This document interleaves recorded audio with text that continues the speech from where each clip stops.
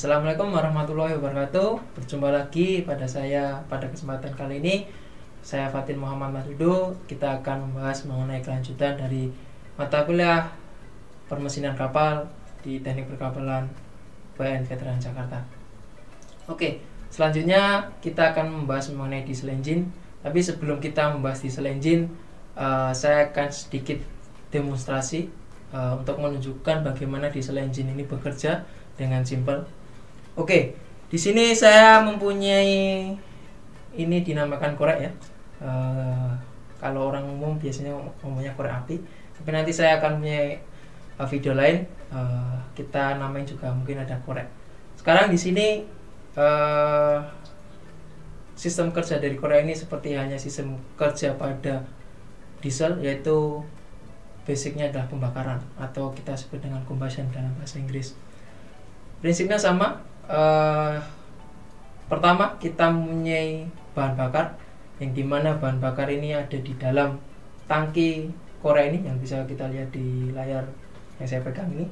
Jadi pada umumnya bahan bakar pada korek ini adalah propen atau buten, yang dimana bentuknya adalah liquid.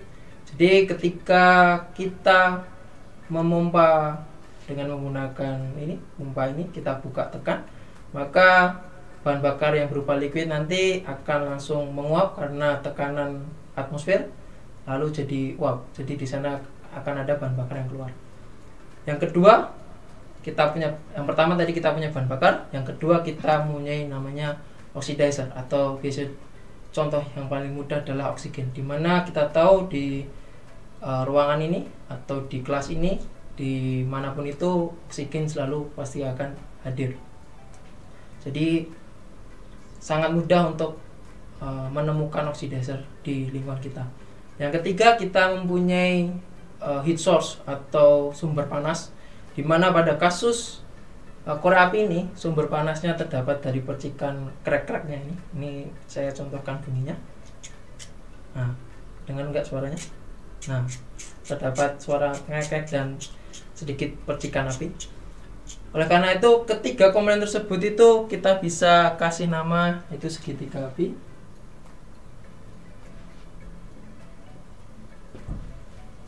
Dimana tiga komponen tadi, segitiga api itu meliputi heat source,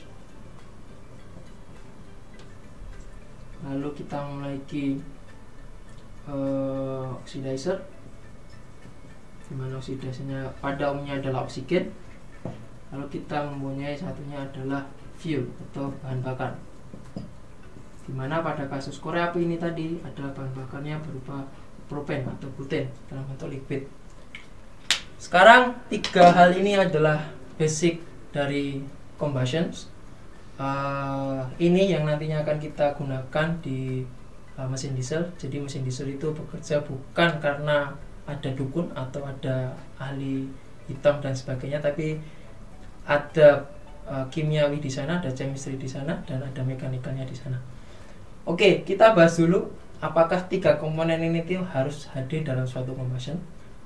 Bagaimana jika kalau salah satu saya hilangkan, apakah combustion itu akan terjadi? Maka kita coba buktikan. Saya coba buktikan satu dulu. Ketika fuel ini saya hilangkan, jadi saya tutup dulu fuelnya, ini saya tutup ini, lalu akan hanya ada oxidizer dan hanya ada heat source. Jadi fuel, karena kita membuka ini tadi yang hitam ini kalau kita tekan gini berarti tandanya adalah bahan bakarnya akan keluar. Sekarang kalau bahan bakarnya ini saya tutup dan heat source akan bertemu oxidizer, maka secara langsung karena oksidasinya ada di ruangan ini, ada banyak oksigen di sini, dan heat source-nya di korek ini adalah berupa gini, maka bisa dilihat nggak akan terjadi api selama saya nggak akan menekan yang tombol warna hitam ini. Oke ya, bisa dipahami ya sampai sini. Selanjutnya, apabila heat source saya tutup misal, atau saya hilangkan, di sini kasusnya hanya ada oxidizer dan hanya ada fuel, apakah bisa terjadi pembakaran? Kita coba. Heat source tadi saya nggak akan mantik krek-krekannya ini atau gesekannya ini. Saya hanya akan memantik menekan tombol bahan bakarnya biar bahan bakar ini bisa keluar dan bisa bertemu dengan oksigen di sekitar, maka bisa dilihat tidak akan ada combustion. Kecuali kalau saya punya external force, external source di sini berupa korek lain, maka saya akan tekan, maka akan terjadi yang namanya pembakaran. Sama halnya ketika saya punya oxidizer di sini, ketika oxidizernya saya hilangkan, ada heat source dan fuel, ini juga tidak akan terjadi. Karena eksperimental demonstrasi untuk menghilangkan oxidizer ini membutuhkan peralatan yang cukup kompleks, oleh sebab itu kita belum bisa melakukannya di pertemuan hari ini. Kita membutuhkan namanya vacuum pump untuk mendemonstrasikan oxidizer. Tapi pada intinya adalah ketiga komponen ini, oxidizer, heat source, dan fuel, itu wajib ada di combustion. Oke, sekarang saya mempunyai video yang kedua di sini. Bisa di play terlebih dahulu.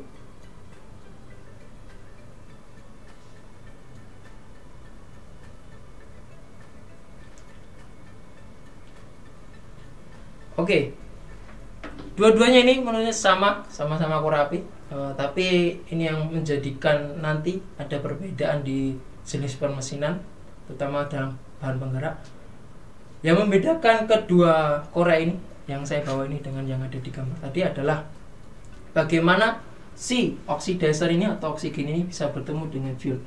Pada kasus saya ini di korek yang saya pegang, dua buah komponen ini, oxidizer dan fuel ini bertemu di suatu tempat. Nama tempatnya kita bisa sebut dengan combustion chamber.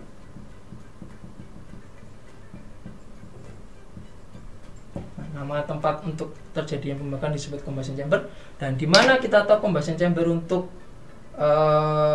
korek ini, bisa kalian lihat nanti kalau iseng-iseng bawa korek, ada nozzle keluar sedikit gitu di dalamnya. Nah, di situ disebut combustion chamber.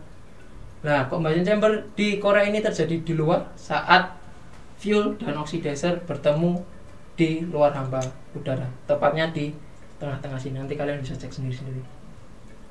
Oke, jadi pada intinya yang membedakan antara ini dengan yang ada di video tadi, itu adalah oxidizer dan fuel pada kondisi korek api saya ini adalah bertemu saat di combustion chamber atau di combustion chamber ini. Sedangkan pada di video tadi itu oxidizer ini dan ini itu sebelum memasuki combustion chamber itu kita mix terlebih dahulu. Oleh karena itu ini disebut dengan premix combustion. Oke ya. Sekarang yang ini tadi kita sebut dengan non premix combustion.